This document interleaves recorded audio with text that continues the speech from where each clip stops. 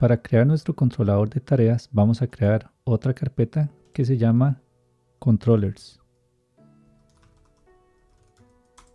Dentro de Controllers vamos a crear otra subcarpeta que se va a llamar Task.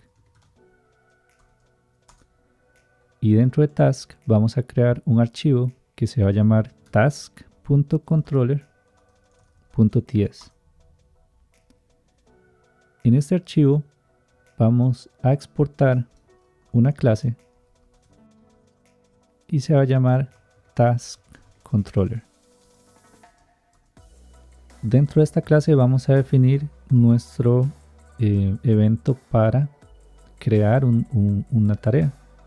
Entonces vamos a poner acá create como comentario y se va a llamar postTask.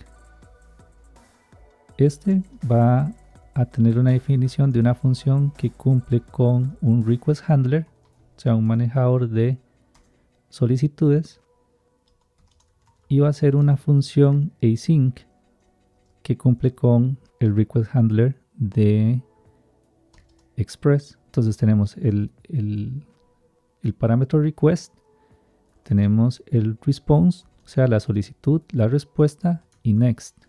¿Ok? Entonces aquí definimos nuestro método postTask y vamos a hacer lo siguiente. Vamos a extraer del request.body los parámetros que vamos a requerir para crear nuestra tarea. Esos parámetros son description,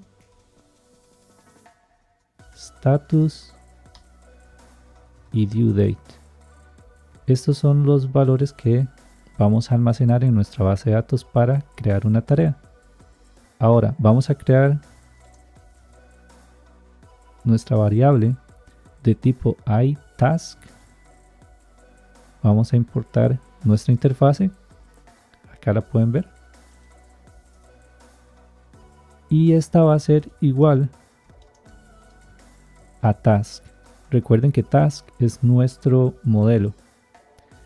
Entonces vamos a tener que importar nuestro modelo. Acá. Import task from.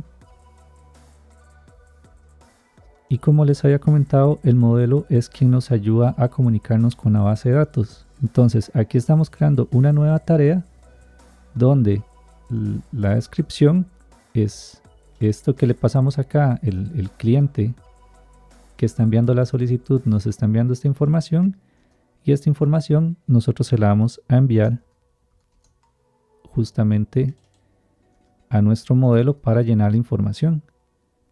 Una vez que ya tenemos nuestro modelo cargado con la información que queremos guardar, vamos a crear acá una variable que se llama nuevo task o new task igual a await, y vamos a llamar task.save. Con esta función de save, básicamente estamos por medio del modelo almacenando en la base de datos el valor.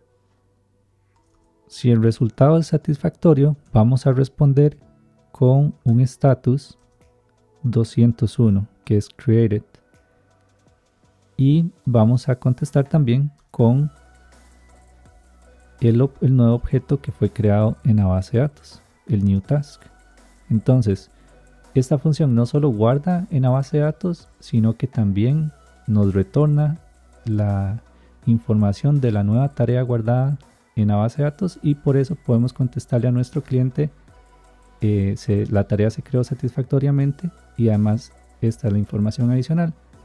Recordando que MongoDB va a agregar el ID, el created at y el updated at, esas propiedades a nuestro objeto. Ahora, esta información tenemos que agregarla dentro de un try catch,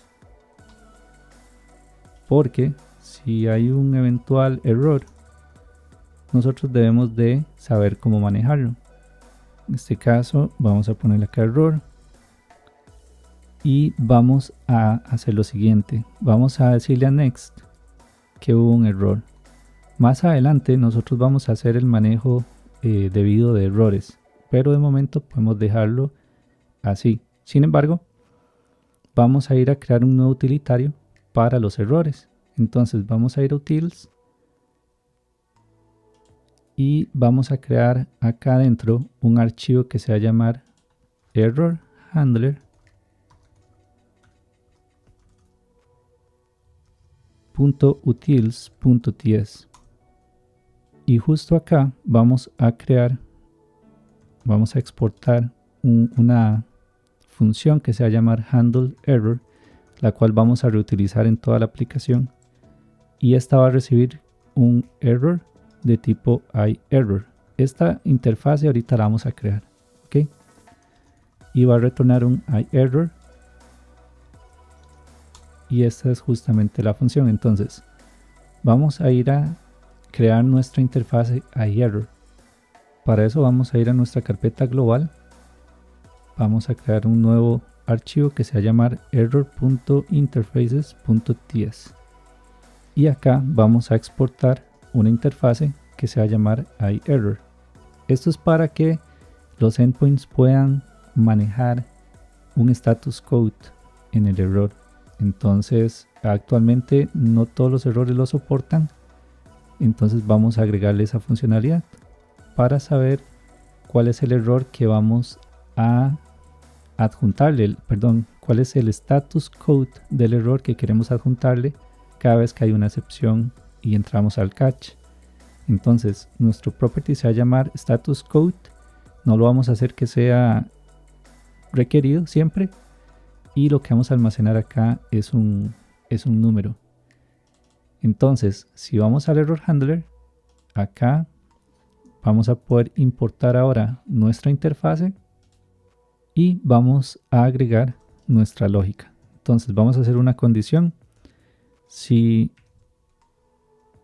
el error.statusCode, o sea, si tenemos una propiedad de status code, si no la tenemos, entonces vamos a agregarle un status code que va a ser 500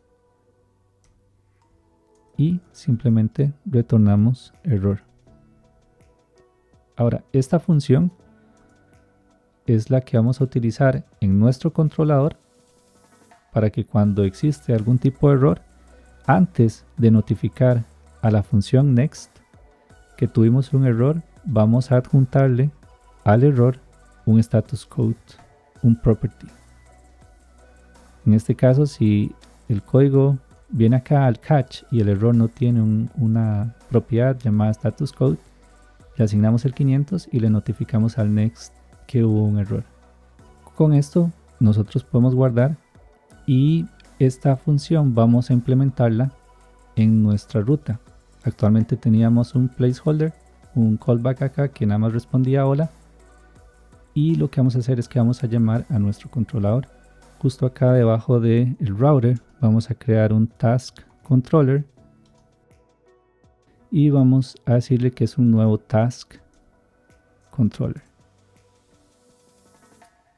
Entonces ya nosotros sabemos que el post task es una función que corresponde con la misma sintaxis de un request handler de Express. Entonces con solo, no tienen que poner paréntesis acá, no tienen que invocarla, simplemente tienen que pasar la definición de la función, y con esto voy a guardar. Con esto ya cada vez que enviamos una solicitud acá vamos a poder guardar información en la base de datos.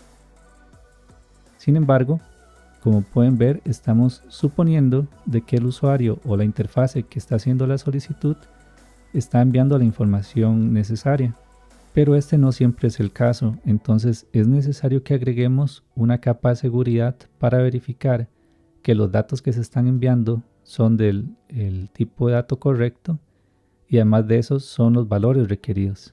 Entonces vamos a proseguir con la validación en el siguiente video.